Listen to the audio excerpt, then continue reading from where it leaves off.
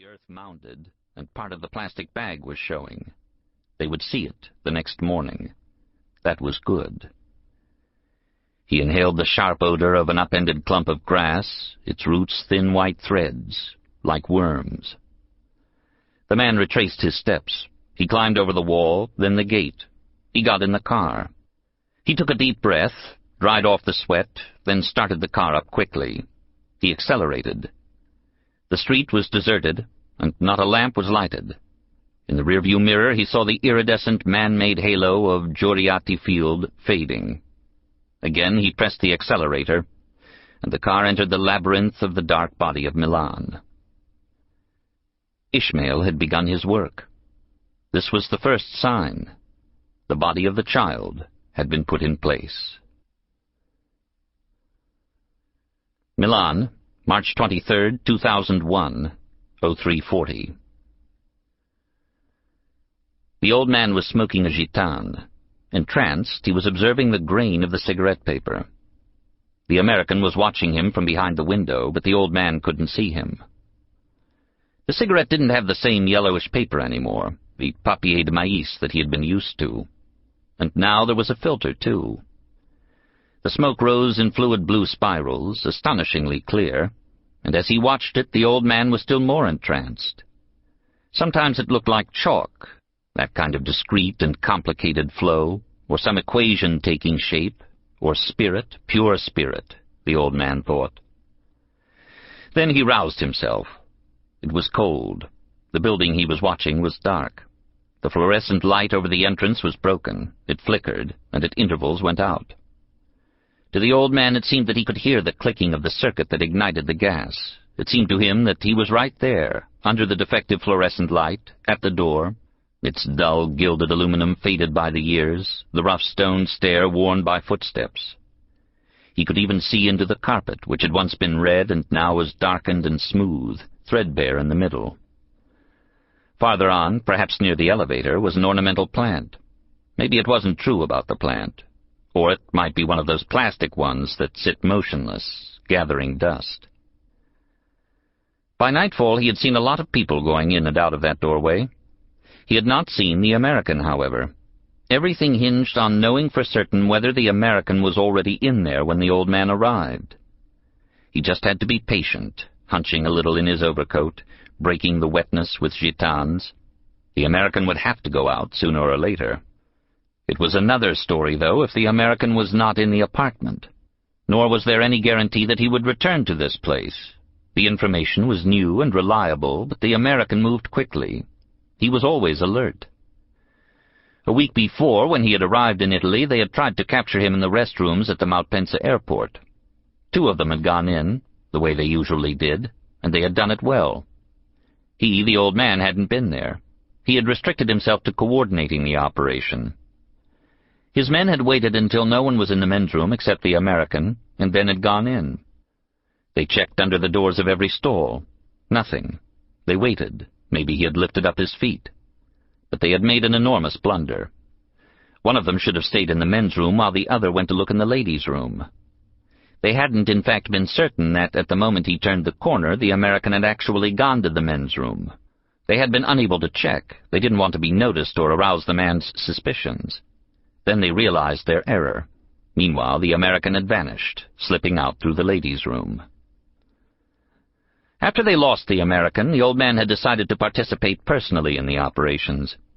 They had given him the photograph taken as a precautionary measure when the American rounded the corner toward the restrooms of the Malpensa airport. Son of a bitch. The typical American face, the face of someone who chews gum. The typical gaze, the gaze of all Americans. Empty, cow-like, with 2 satisfied eyes, expressing nothing but a vague sense of possessing an advantage over everyone else.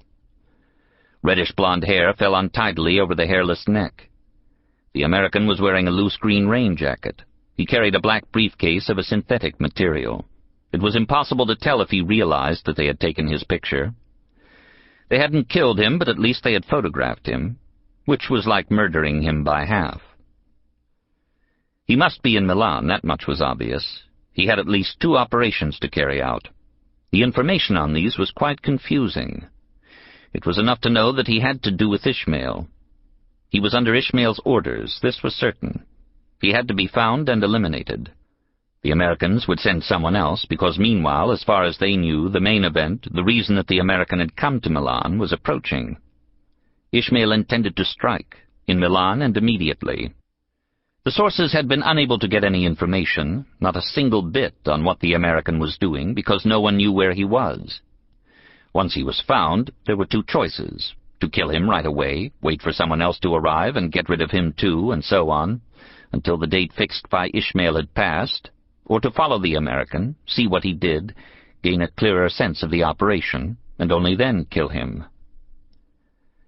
The old man had worked practically without stopping to try to discover any sign of the American's presence.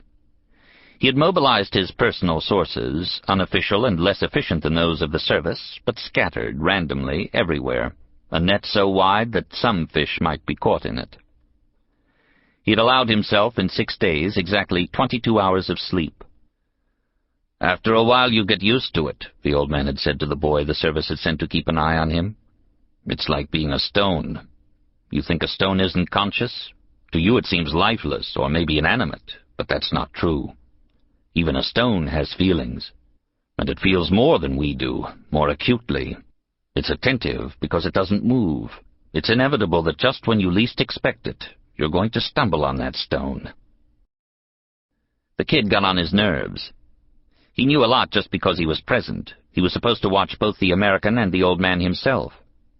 It was always this way when Ishmael was involved. Why didn't the service, for once, trust him? If he had been a mercenary... The old man smiled. A mercenary at his age.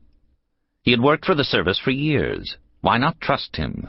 The boy was inexperienced, too young. It didn't matter now. He was dead. It was the boy who had found the American. He had taken the phone call while the old man was allowing himself a couple of hours of sleep. The man at the American library had said simply, "He's here." The old man was well aware that agents from the USA often used the American library as a place for sorting messages. The boy hadn't thought twice. He hadn't woken the old man, but had left a note and gone himself to tail the American. Fucking son of a bitch, who knew what that kid wanted to accomplish? Be noticed, maybe? Typical 30-year-olds. When the old man woke up, he read the message and rushed to the library. The American was just then coming out of the toilets, and he looked around. Luckily, the old man was practically invisible, an ordinary person, and above all, an old man. What's to be afraid of in an old man? The pale flesh, the weary gaze, the glasses with their light-colored frames, the sparse beard, the black overcoat, were banality personified. He had wandered cautiously among the tables that held the computers. The American was leaving. The old man waited until he was out of sight, until the American wouldn't be able to see the entrance to the toilets. The boy's head had been blown open. He was sitting, collapsed, on the bowl in the second stall. The old man left the bathroom calmly. With unhurried steps, he made for the inner glass door at the entrance, and stood on the threshold, looking out to Via Dante. He looked to the left to see if there was any sign of the American, then slowly to the right, which was exactly where the American was, looking at him. The old man immediately went left. Pausing for scarcely an instant on the steps, he felt the American's cold gaze on his back. He turned, took out his cell phone, and called the two agents assigned to him. They were leaning on the railing at the Corduzio metro station. The American would appear there. They were not to let him become suspicious. Follow him, yes, but barely. 1-2 minutes lead. Wait for him to meet someone. If he met someone, they were to follow that person and interrogate him, make him say where the American was. Anyway, it was preferable to lose the American, let him go, since by now the damage had been done. They had to hope that he hadn't changed apartments. To kill him on the street was unthinkable. He had to be shot in the head, and no one would ever get close enough to shoot him in the head. On the steps of the underpass between the Duomo and Via Torino, the American met a Pakistani, or an Indian, maybe a Sinhalese, big but soft. He handed the American a folder. He also spoke to him for a few seconds. Then the American headed to the subway station. The Pakistani, however, went back toward Via Torino. The two agents didn't want to pay attention to the old man's orders. They wanted to keep following the American, let the contact go.